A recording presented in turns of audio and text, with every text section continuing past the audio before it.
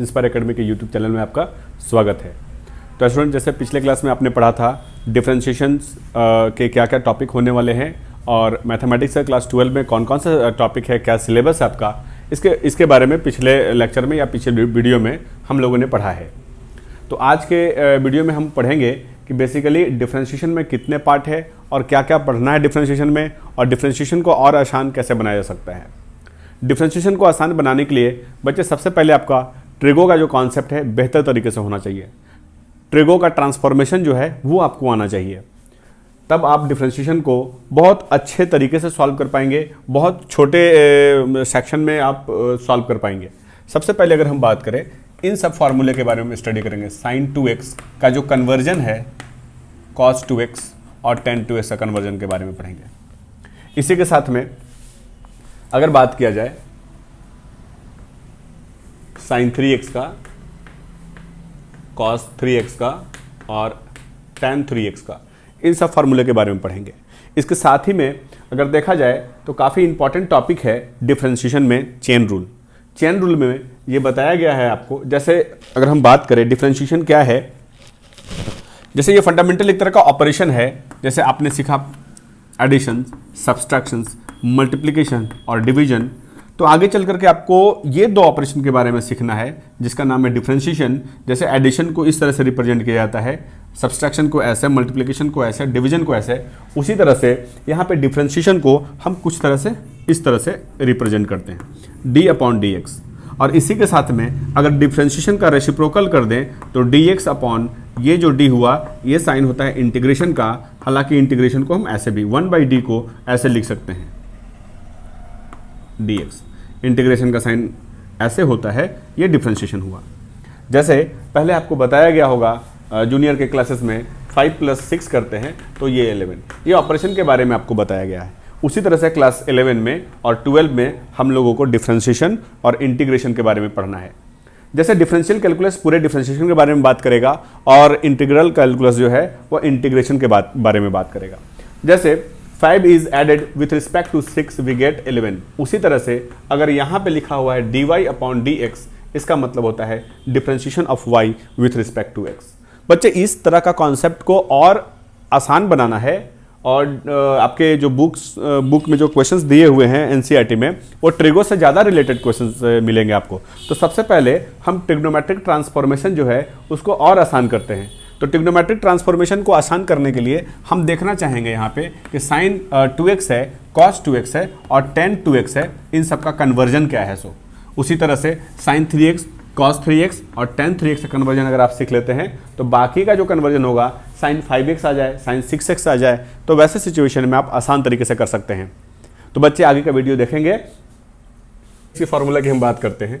इसका फार्मूला होता है 3 sin x - 4 sin cube x। cos 3x का अगर बात करें तो साइन का फॉर्मूला से कुछ हद तक मिलता जुलता है, फर्क यही कि 4 sin क्यूब लास्ट में है। इसमें क्या करना, आप 4 cos क्यूब को पहले कर लेना और माइनस साइन रहेगा।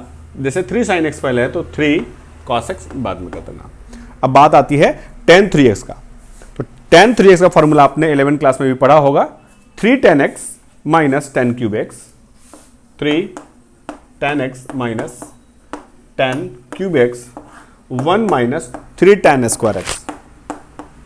ये फॉर्मूला tan 3x का हुआ।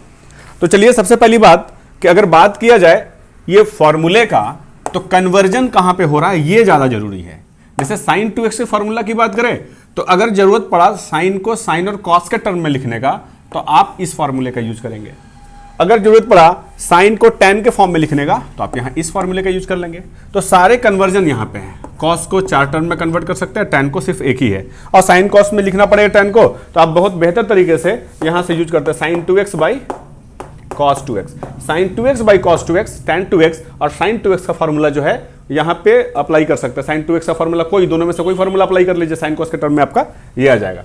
अब बात ये है कि फॉर्मूले आ कैसे रहे हैं। अब एक चीज और समझ लेंगे, यहां पे हर बार बहुत सारे क्वेश्चंस में इसका यूज होगा आपका 1 - इसको लिख लो आप लोग, cos 2x 1 - sin 2x, 1 + cos 2x। जब 1 माइनस कॉस 2x है तो माइनस में आप करोगे 2 साइन स्क्वायर x, और जब प्लस रहेगा तो 2 कॉस स्क्वायर x। अब समझना ये कि ये कैसे कर रहे हैं हम, देखोगे आप, जैसे cos 2x का फॉर्मूला साइन के टर्म में ये है, यानी कि आप लिख सकते हो, देखोगे कैसे ये आएगा, cos 2x is equal to 1 minus 2 sine square x। अगर ये 2 साइन स्क्वायर x को हम इधर लेके आते हैं और cos 2x को उधर लेके जाते हैं तो 2 sine square x is equal to 1 minus cos 2x। तो 1 माइनस कॉस 2x को हम ये लिख सकते हैं। अगर हम cos का फॉर्मूला यूज करते हैं, ध्यान दोगे आप, cos 2x is equal to 2 cos square x minus 1, और ये माइनस 1 अगर इधर आएगा तो उसको हम लिख सकते हैं 1 plus cos 2x is equal to 2 cos square x। मतलब जहां पे 2x है उसका एंगल हाफ हो गया।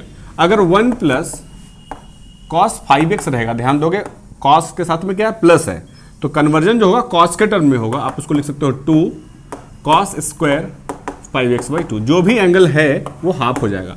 अगर इसकी जगह में सिमिलरली अगर माइनस होता तो आप क्या करते, 1 माइनस कॉस 2x को लिख सकते थे 2 साइन स्क्वायर, 2x का हाफ करोगे तो 2x/2 यानी कि x होगा। इस तरह से हम कर सकते हैं।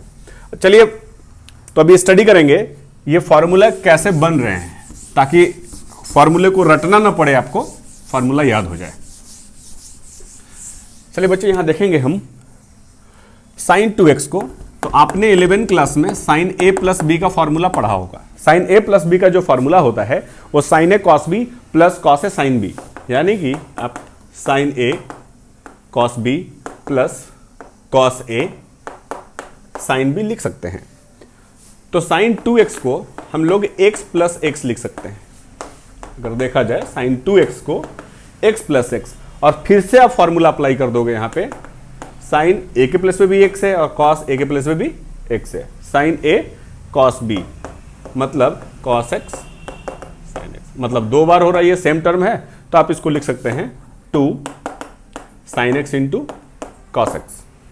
अच्छा, tan का टर्म कैसे कन्वर्ट किए इसको, तो नीचे 1 डिवाइड कर सकते हैं और 1 को कन्वर्ट कर सकते हैं 2 sine x cos x by sine square theta plus cos square theta. आप जानते हैं कि 1 होता है, यानी कि आप इसको लिख सकते हैं sign square x plus cos square x। अब इस फॉर्मूले को tan के टर्म में अगर आपको कन्वर्ट करना है तो कॉस स्क्वायर से डिवाइड कर दीजिए, नंबरेटर डिनोमिनेटर दोनों में, ऊपर नीचे दोनों में अगर हम कॉस स्क्वायर से डिवाइड करेंगे तो फॉर्मूला बन करके आएगा sine x cos x divided by cos square x